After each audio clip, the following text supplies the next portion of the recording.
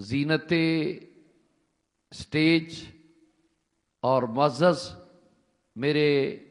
اور قابل صد تقریب اور تعظیم جمیع حاضرین ناظرین، میری معزز بہنیں، سامعین اور سامعات، قلت وقت ہے، نماز کا بھی وقت ہے، روٹی بھی تیار ہے اور گاڑی بھی تیار ہے۔ دنی صورت امتحان لینا ہو تو اسی انداز میں لیا کرتے ہیں۔ تو شاید رشید بھائی کو عمر گزر گئی اسی میدان کی دشت کی سیاہی میں، اور ہماری عمر بھی گزر گئی اسی میدان کی دشت کی سیاہی میں، لہذا میں قلت وقت کو ملحوظ خاطر رکھتے ہوئے کم از کم 2-4 جملوں میں بات کہہ دیتا ہوں۔ پہلی بات تو ہے کہ قبلہ نظامی صاحب کا مجھ سے قبل میرے انتہائی قابل صد تقریم مقرر اور ان کی متعلق تعلیم، فکر، سوچ، فہم، ادراک، علمی اپروچ، علمی تحقیق سے متعلق کچھ کہنے کی ضرورت نہیں جب ان کے نام کے ساتھ صدیقی آ جائے، اس کے بعد پھر کوئی ضرورت نہیں۔ جن رگوں میں خون ہو اس کریم کا کہ دنیا کائنات کے مکے کے بڑے بڑے پارلیمنٹیرین اور دنیا کائنات کے بڑے بڑے عظیم المرتبت اور گفتگو کے اور جناب انداز تکلم میں اتنے اپنی انفرادی حیثیت کے مالک جب میرے کریم کا معراج کا واقعہ سنیں تو پورے ایک شخصیت کو منتخب کرتے ہیں کہ اگر ابو بکر صدیق کہہ دے کہ معراج نہیں ہو سکتا جسم کے ساتھ تو ہم مان لیں گے، تو میرے صدیق کی ذات گرامی نے مسکرا کے کہا کیا کہتے ہو؟ یار کوئی کہے کہ ہم رات میں لا مکان سے ہوئے، آپ نے فرمایا نہیں ہو سکتا، قلت وقت ہے، آپ نے فرمایا نہیں ہو سکتا، دوبارہ نہیں ہو سکتا، تیسری بار آپ فرماتے ہیں میرے ذہن میں آیا کہیں میرے محبوب نے نہ کہہ دیا ہو،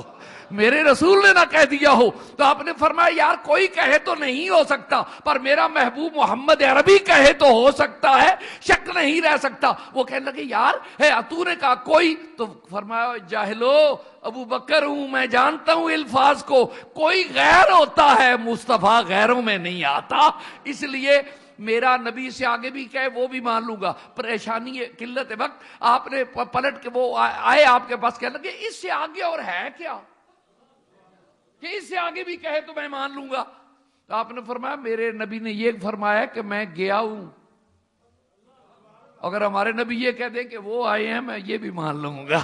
تو میرے دوستان گرامی قلت وقت ہے، مشائخ کے کردار پہ گفتگو کرنا ہر بار میری گفتگو ہوتی رہتی ہے، جس طرح ہم میری رہنمائی اور میرا جو کہنا ہے وہ سے جناب صدیقی صاحب نے فرما دیا، جہاں جناب دنیا کائنات کے عظیم طبقہ حیات کے منفرد افراد نے اور اہل علم اور اہل بصیرت اور اہل دل اور اہل حال و قال نے اپنے ذوق سے نہ زمیندار پیچھے رہا، نہ کسان رہا، نہ عالم رہا، نہ معلم رہا، نہ استاد رہا، نہ شاگرد رہا، نہ زمیندار رہا، نہ سیاستدان، تمام قائد اعظم علیہ الرحمہ کے کاندھے سے کاندھا ملا کے چلے اور پاکستان بنا۔ اس میں مشائخ عظام کا بہت بڑا حصہ ہے، اور اگر بنارس کانفرنس نہ ہوتی اور اس علماء مشائخ عظام فتویٰ نہ دیتے تو کبھی پاکستان ٹوٹ نہ سکتا تھا، پاکستان بن نہ سکتا تھا، ہندوستان کبھی نہ ٹوٹتا۔ اور نہرو یہ کہتا ہے کہ اگر بنارس کانفرنس میں یہ فتویٰ نہ ہوتا مسلم لیگ کے حق میں کہ جو مر جائے اگر مسلم لیگ کو ووٹ نہ دے اس کا جنازہ نہ پڑھا جائے گا، وہ کافروں کی حمایت کر رہا ہے لہذا اس کے جنازے کی ضرورت نہیں، تو کبھی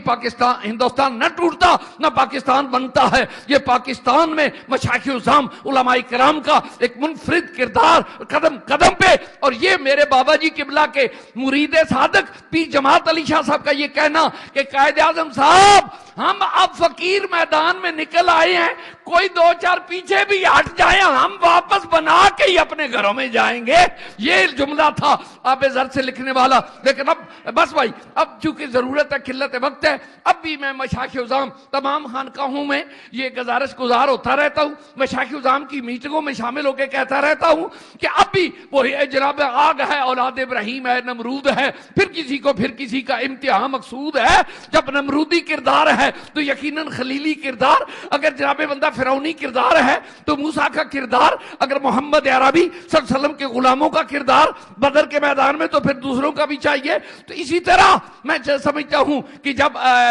مجدد الافسانی کا کردار یا معین الدین اجمیری کا وہ تاریخ دہراتے ہوئے اب یہاں پہنچی, جس طرح فرمایا گیا نبی کائنات کی توہین کر کے ہمیں چیک کیا جاتا ہے کہ کیا ہے, لیکن وہی آگلے ہیں, وہی آبلے ہیں, وہی جلن, کوئی سوزے دل میں کمی نہیں. وہ آگ جو لگا گئے ہیں وہ لگی ہوئی ہے, بجھی نہیں. آٹے کا سودے کی گرمی اور آٹے اور تیل کی مہنگائی برداشت تو ہو سکتی ہے, ناموس مصطفیٰ سے بے وفائی نہیں ہو سکتی ہم سے. یہ کبھی بھی آخری جملہ عرض کروں, اب مشائخ عظام کو اور مشائخ عظام کے ماننے والوں کو بڑے ضبط کے ساتھ, بڑے تدبر کے ساتھ, بڑے باریک بینی کے ساتھ یہ لڑانے کی کوششیں. اور سارے کہتے ہیں جی جناب پاکستان میں اسلام کون سا نافذ ہو, سنی کا, دیوبندی کا, یہ سب بدماشی ہے. ناموس مصطفیٰ پہ کوئی شیعہ کوئی دیوبندی وہابی لڑے ہیں, مار روڈ پہ جلوس نکلا.